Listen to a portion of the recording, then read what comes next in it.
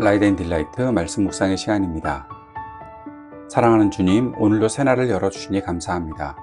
주님, 우리가 더욱 겸손하게 살기를 원합니다. 한계를 인정하는 겸손함, 주어진 현실에 자족하는 감사함, 항상 주님 앞에서 살아가는 기쁨을 누리기를 기도합니다. 해 아래 세상의 부조리를 보며 화가 나고 불평할 수밖에 없지만 그래도 모든 것을 주관하시는 하나님의 공의와 사랑을 의지하고 소망을 품고 사는 지혜가 있기를 간절히 원합니다. 성령께서 말씀과 함께 내 삶에 충만히 거하시옵소서. 예수님 이름으로 기도드립니다. 아멘. 오늘은 전도서 9장 1절에서 18절까지의 말씀을 함께 읽고 묵상하겠습니다. 전도서 9장의 말씀입니다. 나는 이 모든 것을 마음속으로 깊이 생각해 보았다. 그리고서 내가 깨달은 것은 의로운 사람들과 지혜로운 사람들이 하는 일을 하나님이 조종하신다는 것, 그들의 사랑과 미움까지도 하나님이 조종하신다는 것이다. 사람은 아무도 자기 앞에 놓여 있는 일을 알지 못한다. 모두가 같은 운명을 타고났다. 의인이나 악인이나 착한 사람이나 나쁜 사람이나 깨끗한 사람이나 더러운 사람이나 제사를 드리는 사람이나 드리지 않는 사람이나 다 같은 운명을 타고났다. 착한 사람이라고 해서 죄인보다 나을 것이 없고 맹세한 사람이라고 해서 맹세하기를 두려워하는 사람보다 나을 것이 없다. 모두가 다 같은 운명을 타고났다는 것. 이것이 바로 세상에서 벌어지는 모든 잘못된 일 가운데 하나다. 더욱이 사람들은 마음에 사악과 광증을 품고 살다가 결국에는 죽고 만다. 살아있는 사람에게는 누구나 희망이 있다. 비록 개라고 하더라도 살아있으면 죽은 사자보다 낫다. 살아있는 사람은 자기가 죽을 것을 안다. 그러나 죽은 사람은 아무것도 모른다. 죽은 사람에게는 더 이상의 보상이 없다. 사람들은 죽은 이들을 오래 기억하지 않는다. 죽은 이들에게는 이미 사랑도 미움도 야망도 없다. 세상에서 일어나는 어떠한 일에도 다시 끼어들 자리가 없다. 지금은 하나님이 내가 하는 일을 좋게 보아주시니 너는 가서 즐거이 음식을 먹고 기쁜 마음으로 포도주를 마셔라. 너는 언제나 옷을 깨끗하게 입고 머리에는 기름을 발라라. 너의 헛된 모든 날, 하나님이 세상에서 너에게 주신 덧없는 모든 날에 너는 너의 사랑하는 아내와 더불어 즐거움을 누려라. 그것은 네가 사는 동안에 세상에서 애쓴 수고로 박는 몫이다. 내가 어떤 일을 하든지 내 힘을 다해서 하여라. 내가 들어갈 무덤 속에는 일도 계획도 지식도 지혜도 없다. 나는 세상에서 또 다른 것을 보았다. 빠르다고 해서 달리기에서 이기는 것은 아니며 용사라고 해서 전쟁에서 이기는 것도 아니더라. 지혜가 있다고 해서 먹을 것이 생기는 것도 아니며 총명하다고 해서 재물을 모으는 것도 아니며 배웠다고 해서 늘 잘 되는 것도 아니더라. 불행한 때와 재난은 누구에게나 닥친다. 사람은 그런 때가 언제 자기에게 닥칠지 알지 못한다. 물고기가 잔인한 그물에 걸리고 새가 덫에 걸리는 것처럼 사람들도 갑자기 덮치는 악한 때를 피하지 못한다. 나는 세상에서 지혜로운 사람이 겪는 일을 보고서 큰 충격을 받은 적이 있다. 주민이 많지 않은 작은 성읍이 있었는데 한 번은 힘쓰는 왕이 그 성읍을 공격하였다. 그는 성읍을 에워싸고 성벽을 무너뜨릴 준비를 하였다. 그때 그 성 안에는 한 남자가 살고 있었는데 그는 가난하기는 하지만 지혜로운 사람이므로 그의 지혜로 그 성을 구하였다. 그러나 어느 누구도 그 가난한 사람을 오래 기억하지 않았다. 나는 늘 지혜가 무기보다 낫다고 말해왔지만 가난한 사람의 지혜가 멸시받는 것을 보았다. 아무도 가난한 사람의 말에 더 이상 귀를 기울이지 않았다. 어리석은 통치자의 고함치는 명령보다는 차라리 지혜로운 사람의 조용한 말을 듣는 것이 더 낫다. 지혜가 전쟁 무기보다 더 낫지만 죄인 하나가 많은 선한 것을 망칠 수 있다. 전도서 9장은 전도서의 핵심 사상, 또 통찰, 이것들이 가장 농도 짙게 압축되어 있는 본문이 아닐까 생각해 보았습니다. 코일렛은 인생의 마지막 종착지인 죽음을 정면으로 응시하면서 이 이야기를 시작하고 있습니다. 9장에서는 전도서의 3대 주제, 제가 개요 때 설명드렸던 메멘토 모리, 카르페 디엠, 코람 데오가 유기적으로 엮여 있다는 것을 알 수 있습니다. 너의 죽음을 기억하라, 오늘을 즐겨라, 하나님 앞에서 살아라. 또한 후반부에 나오는 한 가지 비극이 나오죠. 가난한 지혜자의 비극인데 이것을 통해서 세상이 지혜를 대하는 부조리한 태도도 폭로하고 있습니다. 이 어두운 해 아래의 현실 속에서 우리가 붙들어야 할 진정한 하늘의 지혜가 무엇인지 묵상하려 합니다. 메멘토 모리와 코람 데오, 죽음을 기억하라. 그리고 하나님 앞에 서 있다는 것을 기억하라. 의인들의 손도 하나님의 주권 안에 있다는 것을 1절에서 3절까지 말하고 있습니다. 코엘렛은 모든 사람에게 공평하게 찾아오는 것이 있는데 그것이 바로 죽음이다 라고 말합니다.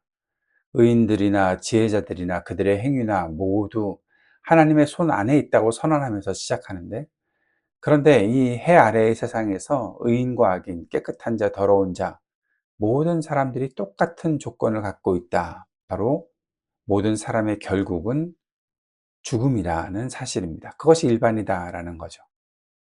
인생이 내 뜻대로 풀리지 않고 결국 모두 죽음을 맞이한다는 사실은 인간을 절망하게 하지만 동시에 철저히 겸손하게 만듭니다. 바로 메멘토 모리, 죽음 앞에서 말이죠.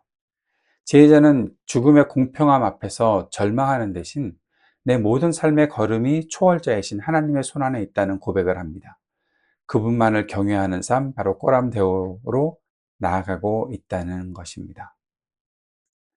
까르페 디엠, 살아있음의 축복, 그리고 오늘을 기뻐하라는 말씀이 4절에서 10절까지 나옵니다.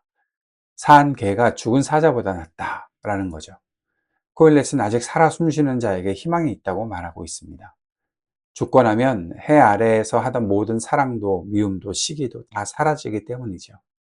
그러므로 코엘렛은 강력한 까르페 디엠을 선포합니다. 7절 말씀에 지금은 하나님이 내가 하는 일을 좋게 보아 주시니 너는 가서 즐거이 음식을 먹고 기쁜 마음으로 포도주를 마셔라. 지금은 그렇게 해라 라는 것입니다. 바로 이 말씀의 의미에서는 미래의 염려, 죽음의 공포에 짓눌려서 오늘을 낭비하지 말아라 라는 것입니다. 의복을 희게 입고 머리에 기름을 바르고 하나님의 선물로 주신 배우자와 함께 하루하루를 즐겁게 살고 손이 이를 얻는 대로 힘을 다해 일하는 것, 이것이 유한한 인간이 누릴 수 있는 최고의 지혜이자 예찬인 것입니다. 이것이 까르페 디엠인 거죠. 까르페 디엠의 의미를 야, 뭐 다 됐어, 끝났어, 그냥 오늘 살다가 죽자, 뭐 그런 것이 아니라 하나님께서 주신 것에 대한 감사함을 가지고 즐거움을 놓치지 말고 살아라. 미래에 대한 염려 때문에, 죽음 내 공포 때문에 오늘을 낭비하지 말아라. 하루하루 즐겁게 힘을 다해 일하며 살아라. 이것이 인간이 누릴 수 있는 최고의 지혜라는 것이죠. 세 번째 11절에서 18절까지는 지혜의 탁월함, 그리고 해 아래의 부조리가 얽혀 있는 것을 봅니다. 가난한 지혜자의 비극을 보았다라고 코엘렛이 말합니다. 한 작은 성읍이 강력한 왕의 공격을 받았을 때 그 성을 구한 사람이 군대가 아니고 무기도 아니고 가난한 지혜자의 지혜였다는 일화를 들려주고 있습니다. 그런데 그 성이 구원을 받은 후에 그 가난한 사람을 기억하는 사람이 없었다라는 서글픈 현실이 이어지고 있다는 거죠. 세상은 지혜의 가치보다 눈에 보이는 외모, 재력, 스펙을 더 중요하게 여기기 때문에 가난한 자의 지혜를 멸시하고 그의 말을 듣지 않습니다. 지혜가 무기보다 나음에도 불구하고 죄인 한 사람이 이 선한 지혜를 단숨에 무너뜨리기도 한다는 것이 현실입니다. 코엘렛은 이 부조리를 통해 세상의 보상과 인정을 기대하면서 지혜를 행하지 말라는 그런 메시지를 들려준다는 거죠. 아, 내가 한번 잘했는데 이게 오랫동안 기억에 남아야 되는 거 아니야? 보상이 있어야 되는 거 아니야? 인정받아야 되는 거 아니야? 그런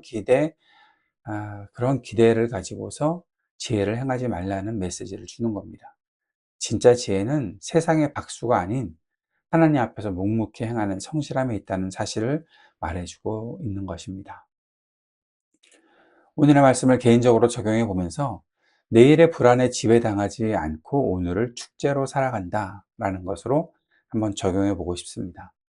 우리는 언제나 죽는다는 한계, 이 메멘토 모리를 잊은 채 영원히 살 것처럼 미래의 자산을 계산하고 염려하느라 오늘 허락하신 밥상의 기쁨, 까르페 디엠을 잃어버릴 때가 참 많이 있습니다. 질문을 던져봅시다. 나는 무엇 때문에 염려하며 오늘이라는 하루를 마지못해 버텨내고 있는가? 하나님이 너의 일들을 벌써 기쁘게 받으셨다는 선언을 믿고 오늘 내 곁에 소중한 사람들과 따뜻한 밥 한 끼 먹으면서 웃을 수 있는 여유와 감사를 어떻게 회복할 수 있을지 생각해보고 나누어 보았으면 좋겠습니다. 두 번째는 공동체적인 적용입니다.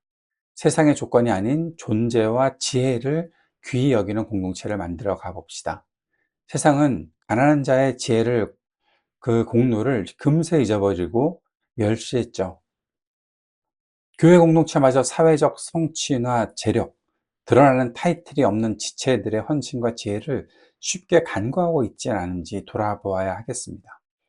우리 소그룹이나 공동체 안에서 눈에 띄지는 않지만 묵묵히 지혜로 공동체를 지탱해 오고 있는 가난한 지혜자와 같은 지체들이 누구입니까? 세상의 가치관을 거슬러서 드러나지 않는 곳에서 수고하는 이들의 가치를 기억하고 서로의 살아있음, 그 존재 자체를 함께 축하하는 공동체가 되기 위해 우리에게 어떤 노력이 필요할지도 생각해 보고 나누어 보았으면 좋겠습니다. 사회적인 적용입니다. 성공의 신화에 휩쓸리지 않고 묵묵히 공의의 길을 걷자라는 것입니다. 일터와 사회는 성과를 내도 알아주지 않거나 꼼수를 부리는 한 명의 악인이 전체의 선을 망치는 부조리로 가득 차 있죠. 지혜자는 세상이 나를 기억해 주거나 알아주지 않을지라도 모든 것을 보고 계시는 하나님 앞에 그 꼬람대오를 의지하며 묵묵히 자신의 자리를 지킵니다. 세상이 알아주지 않고 보상이 따르지 않더라도 그리스도인 직장인이자 또 시민으로서 내가 서 있는 자리에서 지혜와 공의를 지켜내야 하는 영역은 무엇일까요?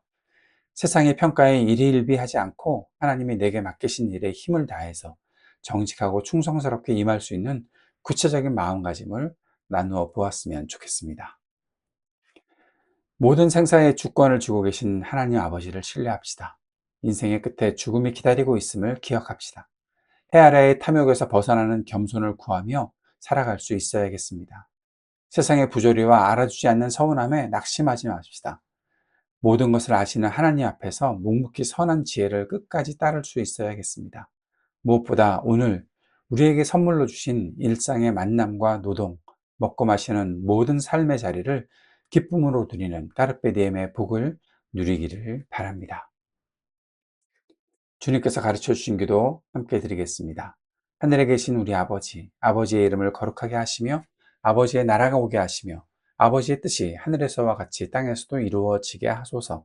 오늘 우리에게 일용할 양식을 주시고 우리가 우리에게 잘못한 사람을 용서하여 준 것 같이 우리 죄를 용서하여 주시고 우리를 시험에 빠지지 않게 하시고 악에서 구하소서. 나라와 권능과 영광이 영원히 아버지의 것입니다. 아멘.